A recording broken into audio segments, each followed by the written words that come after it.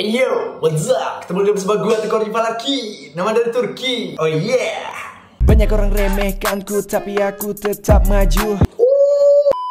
So what's up guys, apa kabar kalian semuanya di rumah yang lagi nonton YouTube, termasuk nonton YouTube gua. Sebelum kalian melanjutkan video ini, jangan lupa klik tombol subscribe. Jangan lupa guys, klik tombol subscribe biar kalian terus cara kalian membantu gua untuk berusaha. Oke? Yo, brother Waci geng. Jadi, kemarin gua baru saja membahas masalah horor, yaitu tentang setan Arab lah ya, setan Arab yang baru gua tahu. Nah, di kali ini gua mau membahas masalah horor lagi. Ya walaupun ada komentar dari kalian dari konten action kok jadi konten horor, ya nggak apa-apa geng, ini kan gue berusaha geng. Jadi di apapun itu ya buat para brother kalian ya wawasan kalian buka lah ya kan, karena ya kita harus berusaha apapun itu, penting halal kan, nggak mesti bela diri aja dan action kan. Tapi kita tetap di action, kita bakal bikin film lagi kan gitu. Oke, wait, berubah lagi jadi cool. Oke, geng, jadi akhir-akhir ini kita digegerkan oleh masalah seorang anak yang tega membunuh ibunya sendiri. Ingin tahu kisah selengkapnya? Ikutin terus video ini. Jangan di skip ya, jangan di skip. Oke, serius. Ikutin terus video ini.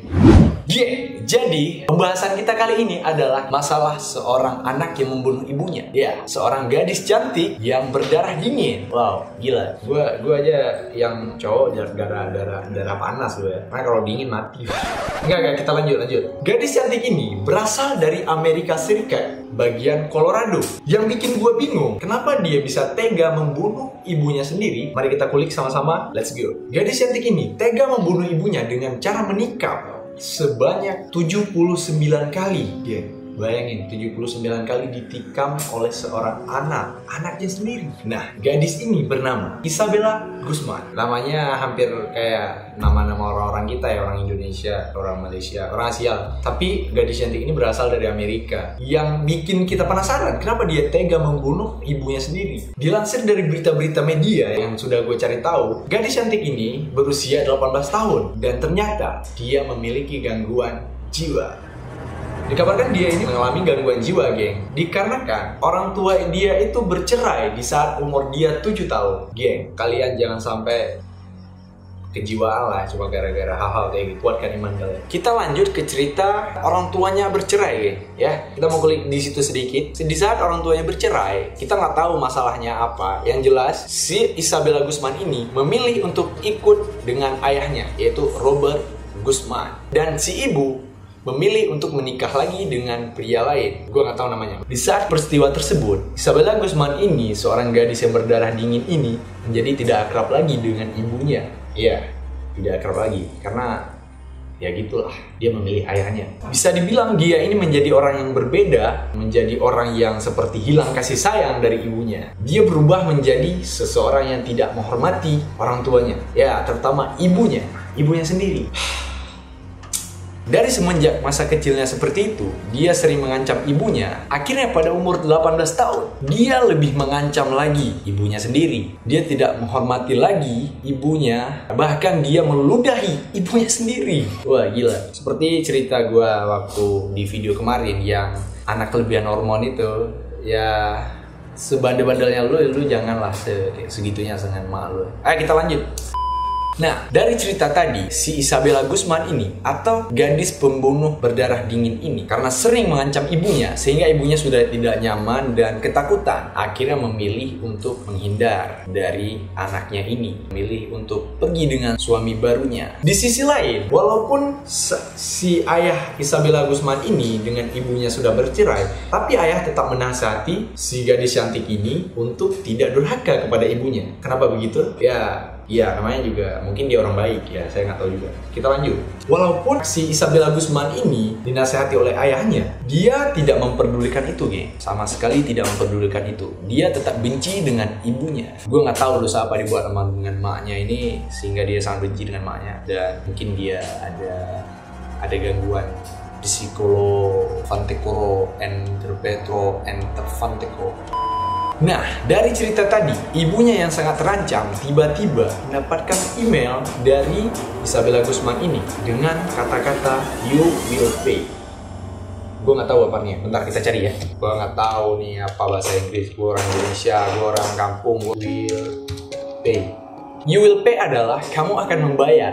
Gue udah tahu, oke. Kamu akan membayar. Ibaratnya si gadis ini dia meneror ibunya sendiri dikarenakan dendam. Ya, dendam. Bisa dibilang kalau membayar utang-utang itu kan ada bergantian. Jangan tidak mau rugi. Karena dendam ini, dia dengan sengaja mengirimkan email kepada ibunya sendiri. You will pay, kamu akan membayar. Berarti logikanya, si anak ini meminta bayaran atas kepahitan yang dia rasa atau sakitnya hati yang dirasakan oleh Isabella Guzman ini. Atau si anak ini. Mungkin menurut anak ini yang bersalah ibunya. Kita nggak tahu. Tapi yang jelas, Isabella Guzman ini tetap menyalahkan ibunya. Dari kata-kata you will pay tadi atau kamu akan membayar, si anak ini benar-benar sakit hati dengan ibunya. Jadi dia ingin meminta bayaran atas rasa sakit hati itu. Ya, bayarnya tidak berupa uang sih. Itu uang nggak berlaku untuk orang seperti itu ya. Dia yang berlaku ya itulah apa yang dibisikin oleh hati dan pikirannya. Sehingga, singkat cerita, di saat mendapatkan email seperti itu, ibunya langsung ketakutan dan panik. Sehingga meminta tolong kepada polisi. Dia menelpon 911 atau nomor polisi terdekat. Dia meminta bantuan kepada polisi. Setelah menelpon polisi, akhirnya polisi datang ke rumah si ibu. Dan di situ polisi ibaratnya menenangkan lah, membuat perdamaian gitu dengan si anak yang tadinya agak-agak emosi itu, dan akhirnya tenang kembali. Setelah kejadian itu, akhirnya Isabella Guzman ini yang tadinya berada di rumah akhirnya bergegas berangkat ke rumah si ibu dengan membawakan pisau dan langsung melakukan aksinya terhadap ibunya.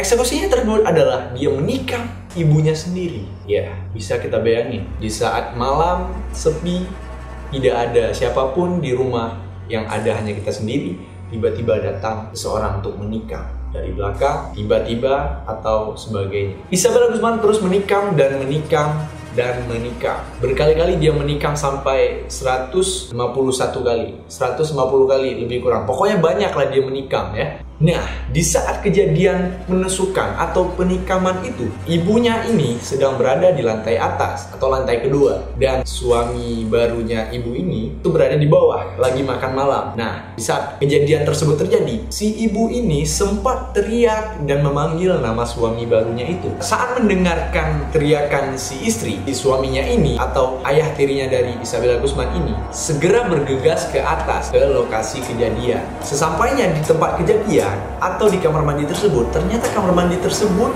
dikunci. Ini benar-benar cewek berdarah dingin membunuh ibunya sendiri. Dia mengunci dengan diam-diam. Hanya terdengar suara pancaran air di kamar mandi dengan terus teriak dan terus teriak. Saat si ayah tirinya Isabella Guzman ini atau suami baru dari ibunya ini mendobrak pintu, itu pintunya nggak bisa kebuka, geng, karena sudah dikunci oleh Isabella Guzman. Tanpa sengaja, si ayah ini melihat darah mengalir dari arah pintu kamar mandi. Bisa dibilang seperti itu. Karena panik dengan keadaan itu, ayahnya langsung menelpon operator polisi. Ya, polisi setempat Amerika lah. Dia memberikan laporan bahwa istrinya tersebut sedang diserang. Di saat sudah kejadian menelpon polisi, tiba-tiba Isabella ini atau yang membunuh ibunya tadi membuka pintu kamar mandinya dan akhirnya dia keluar secara perlahan dengan tangan memegang pisau. Dia keluar secara perlahan dan tidak mengeluarkan sepatah kata apapun.